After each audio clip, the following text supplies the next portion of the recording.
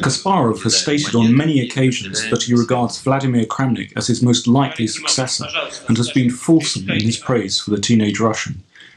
Kramnik had actually beaten Kasparov for the first time in the Super Tournament in Linares earlier in the year. So while the world champion was eager for revenge, it was clear from his play in the first game that Kasparov was tempering this with respect for his opponent. Instead of trying to refute Kramnik's risky opening, he played for a small advantage, but achieved very little. This was the critical position from the first game. Kasparov, playing with white, managed to win a pawn.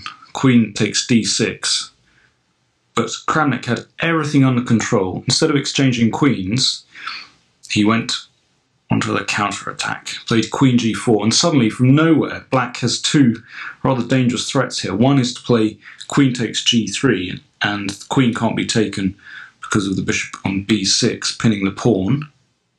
And the other move is to play rook to d8, so that when the queen moves, then rook takes d1 check, wins the rook. Now, the most obvious way for white to deal with these two threats is to play queen takes e5, capturing another pawn. But this is just too risky. White can't get away with this. Black would then play pawn takes c3, pawn takes c3, and now a wonderful blow. Bishop takes f2 check. King takes f2, and rook b2. If the king goes up the board, then rook takes bishop, and if king g1, then surprisingly, after queen e2, white has absolutely no defence to checkmate. Queen takes g2 is threatened, and if the bishop moves, then queen f2 and queen h2 mate. There's no defence at all. So instead, Kasparov was forced to retreat with the queen to d3. But now life is much easier for black. He captured on c3, pawn takes, and now before going for anything else, he played a nice move, pawn to g6, just giving his king a flight square, so now he can move his rooks into the attack if he can take any stray pawns, because now his king will have cover. His king will have a safe square to go to on g7. Very important move. Kasparov played rook to b1.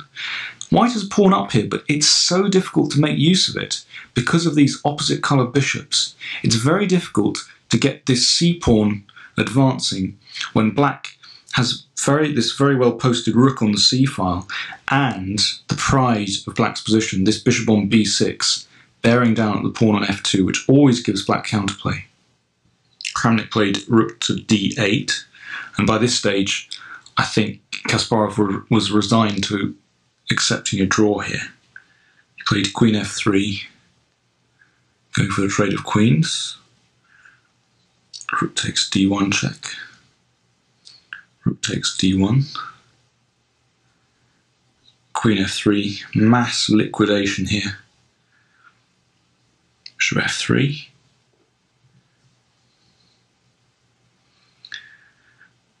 And now rook c8, just ganging up on the c-pawn once again. And in this position, Kasparov could see no way to make progress, and he offered a draw which was accepted immediately. For instance, if he defends the c-pawn by playing rook c1, then rook c4 is a clever move. Next move, black will play either bishop d4 or bishop a5 and win the c-pawn. And if white tries to drive the rook away with bishop e2, then rook takes e4 would win the e-pawn. So black is drawing instantly after rook c4. On to game 2 with all to play for. Kramnik with the white pieces, slightly cautious beginning, playing his knight out instead of his normal d4, but I think the reason for this was he wanted to avoid a possible Grunfeld defense from Kasparov. That's why he played e4 here and not d4, but Kasparov happy to play his standard King's Indian defense. The usual moves here, bishop e2, e5. Now Kramnik closed the centre immediately with d5, which is his favourite move. Now, bishop to e3. In Linares earlier in the year, Kramnik had played bishop g5 against Kasparov, but possibly fearing an improvement, and he's quite right to fear an improvement, he played something different, played bishop e3. Notice he's keeping his king in the centre for the moment, just keeping his options open. He might castle kingside or queenside. Knight came to g4, so attacking the bishop, that must move, can't give up that bishop, terribly important. Bishop g5, f6, and the bishop came back to h4. h5, that's an unusual move. It's not clear that black should be weakening his kingside position. That's said with a great deal of hindsight. Possibly knight h6, retreating the knight, would be better. Knight d2. And now the knight came back to h6 anyway. Perhaps h5 would be a good move if white had castled on the kingside, but cleverly Kramnik has kept his king in the centre of the board. f3, knight to f7, queen c2, bishop h6. That bishop was a bit dead, so Kasparov moving it onto an active diagonal. And now castles queenside, an excellent move. I think white's king is much safer on the queenside, and he can prepare for a kingside attack if necessary. Very complex position. c5. Now what Kasparov is playing with that is to play a6 and b5 later on. But Kramnik captured that pawn en passant. Recaptured. So now the d file is open. King b1. It's already a very tense position when you have kings on opposite side of the boards. Anything could happen. Black must go for a queenside attack, and white, well, he has some central space. He can play in the centre, but also on the king side as well. a5. I think what Kasparov is trying to do there is advance the pawn down the board, try and disrupt white's queenside position, and also this secures a square for the knight on c5. That's one idea. Knight to a4. It's an interesting move, blocking the a-pawn and also preventing the knight coming to c5.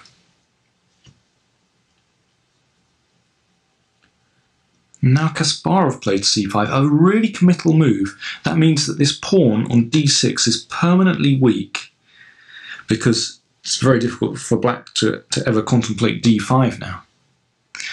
And it's interesting, having played the knight to a4, having seen c5, the knight came back again, because now the squares on d5 and b5 are weak, so the knight can hop back there. Bishop came to e3. It's looking. This is the reason why Kasparov played c5, this very committal move. It's because that bishop is looking to move into the square on d4. Knight came to d5, and the bishop found d4 square. A very dangerous piece indeed. I think if Kramnik left the bishop there, it could be fatal, pointing down towards white's king. But sensibly, he played his knight to b3 to exchange it off straight away, and I think that shows that perhaps Kasparov's plan, his whole idea, was a little bit dubious, but still, very complex position.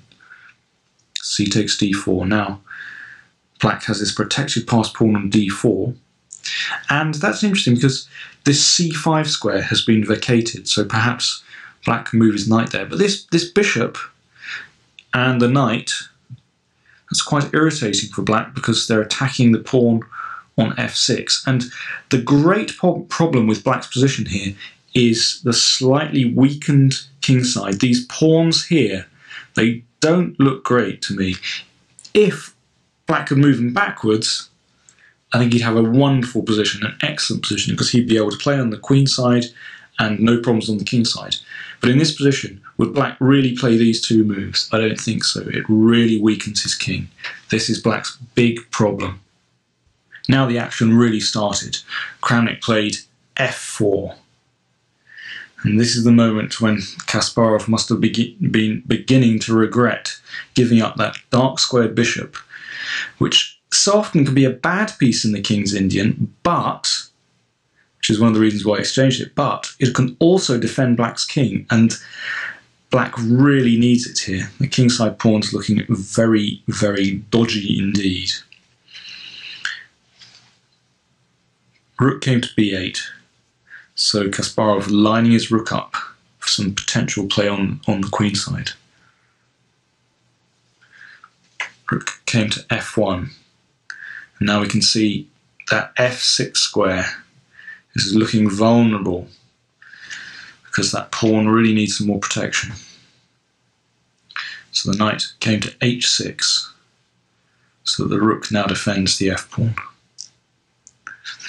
And this is where the position completely exploded. It's one of the most spectacular moves of the whole tournament. Kramnik played c5. Black can capture this pawn in two ways, but neither are very strong. Indeed, they would lose. Knight takes c5, then f takes e5. Now, if d takes e5, then the knight is en prise, queen takes c5. So g5, hoping that when the bishop moves, then f takes e5, and holding the position together to a certain extent. But then rook takes f6 is winning for white. If bishop takes d5, rook g6 check. Now king h8, rook takes knight check. So if king h7, then taking on d5 is deadly, opening up the line of the queen on c2 towards black's king. That's fatal. Alternatively, if d takes c5, then white plays f takes e5 once again. So that if knight takes e5, you take on f6, and then there's this rather desperate try, g5. So if the bishop moves back, then knight takes e5. But then white has e6. Now if g takes h4, then e7 wins. So black must try and get rid of that knight. Recapture, and again you'll see how the line of white's queen is opened up towards the king side. So if g takes h4, then queen g6 check wins instantly. Then knight to e5. Well, it looks as though black might be holding it together, but white crashes through with queen takes c5.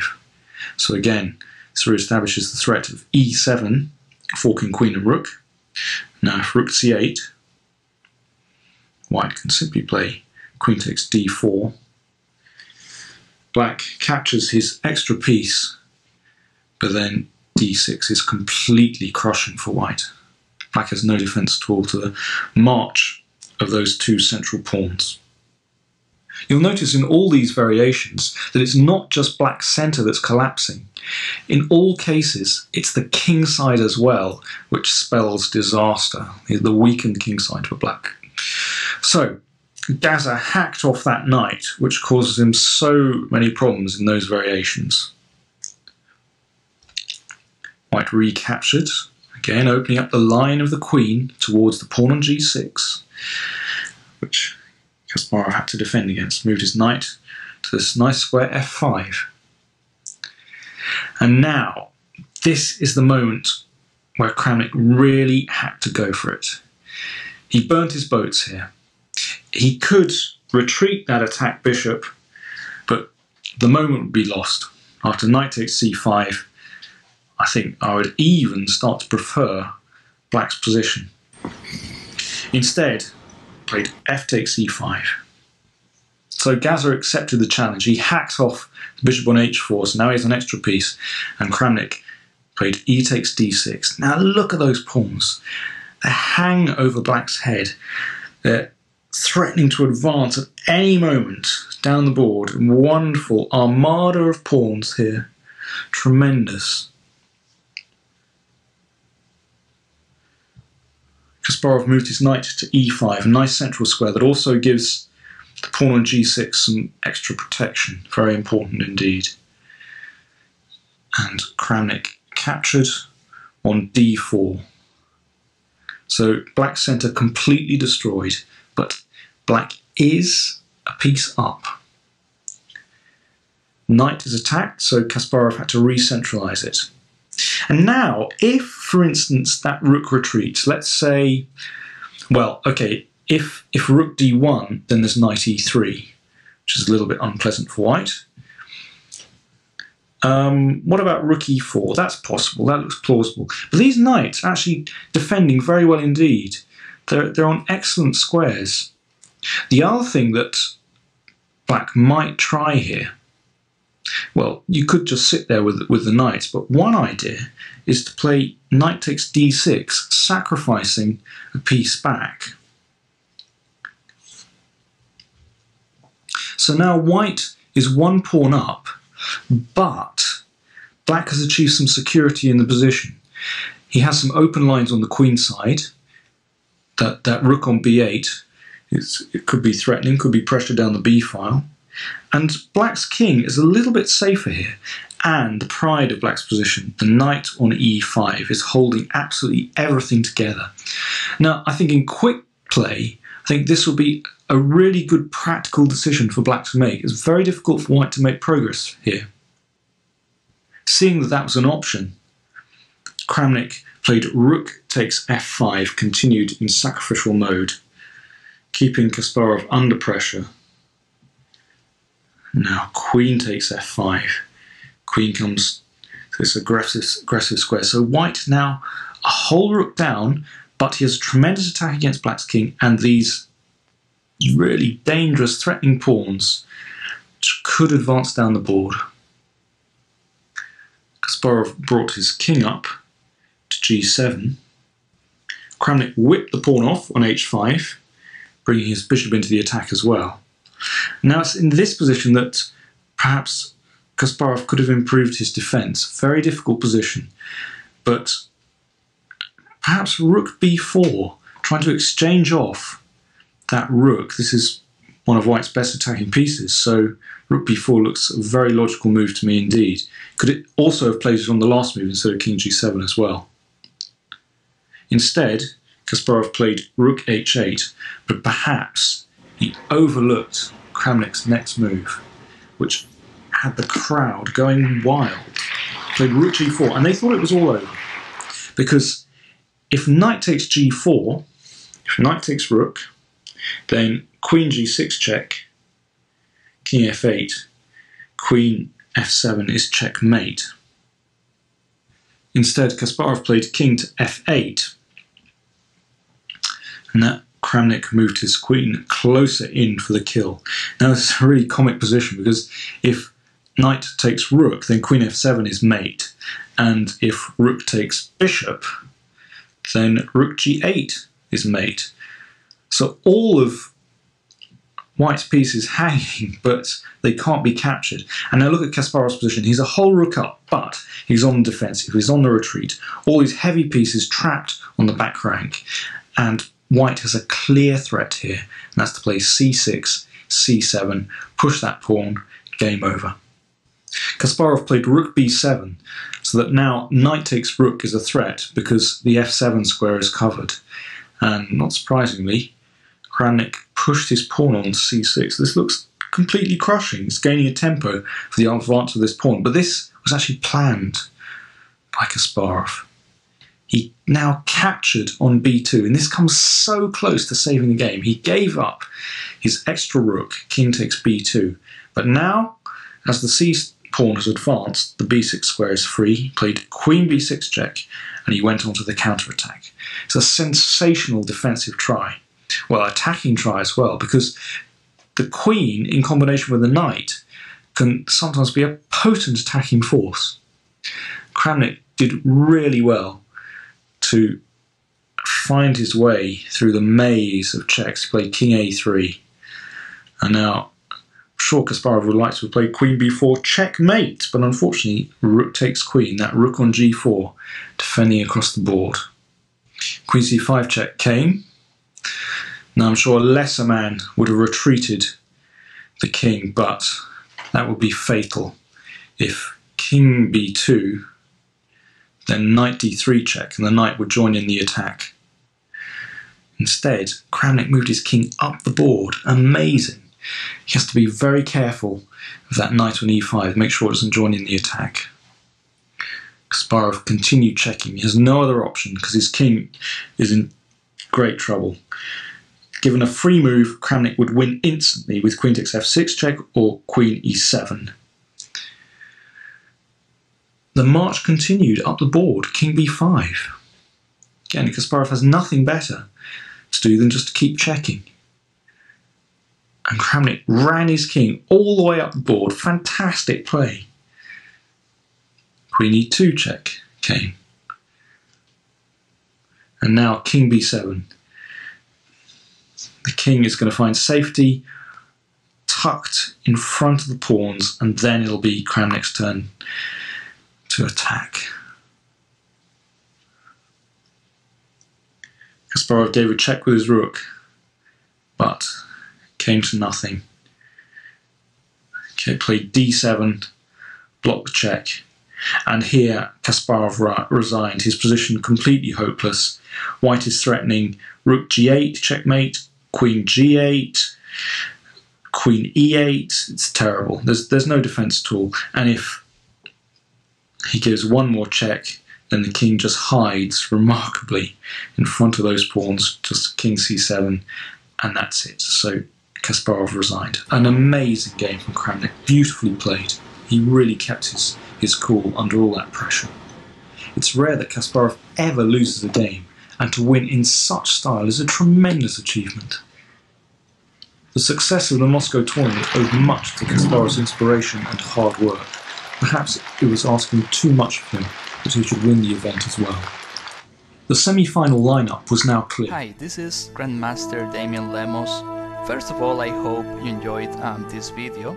If you would like to receive more free chess videos from us, you can just click the subscribe button below.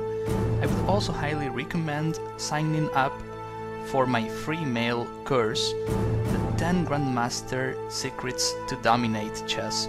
During this exclusive course from onlinechesslessons.net, I'll share with you my own Grandmaster shortcuts to effective attacking, defending, and growth hacks to improving your chess without complicated books or memorization.